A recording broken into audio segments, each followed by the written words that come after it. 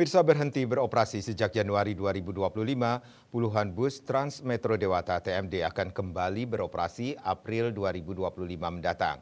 Hal ini diungkap Gubernur Bali Wayan Koster dalam rapat koordinasi pemerintahan daerah provinsi, kota, dan kabupaten Sebali di Balai Budaya Giri Nata Mandala, Puspembadung, Rabu 12 Maret 2025.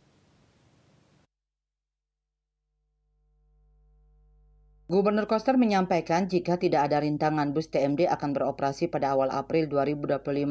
Gubernur Bali 2 periode dari PDI Perjuangan ini turut berjuang keras dan memahami keresahan Krama Bali. Koster mengaku tak rela layanan bus TMD mati. Ia mencari solusi terbaik dengan mengumpulkan wali kota dan bupati wilayah Sarbagita dan Pasar Badung Gianyar Tabanan. Sharing anggaran antara Pemprov dan Pemkot Kabupaten dilakukan demi bus TMD beroperasi kembali. Koster mengungkapkan bahwa dirinya telah melakukan pertemuan dengan Bupati Tabanan, Gianyar, Badung, dan Wali Kota Denpasar membahas terkait sharing anggaran TMD dan bus Sarbagita tersebut. Bahkan sharing pembiayaan pengoperasian TMD sudah mencapai kesepakatan. Koster menjelaskan pembiayaan dilakukan secara gotong royong karena sebelumnya dibiayai dari APBN dan kini memakai APBD. Dikatakannya, Provinsi Bali bertanggung jawab menanggung 30%, kabupaten kota 70%. Hal tersebut sudah disepakati.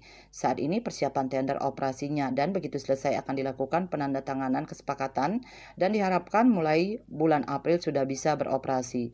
Sejalan dengan Gubernur Koster, Kepala Dinas Perhubungan Bali, Samsi Gunarta menjelaskan dinas terkait sementara mempersiapkan pengoperasian TMD. Menurut Samsi, TMD akan berubah sifat. Dari sebelumnya bus raya terpadu BRT menjadi angkutan umum bus dan dinas juga telah mempersiapkan kurang lebih puluhan bus akan segera beroperasi. Ketut Winarto, Bali Pos melaporkan.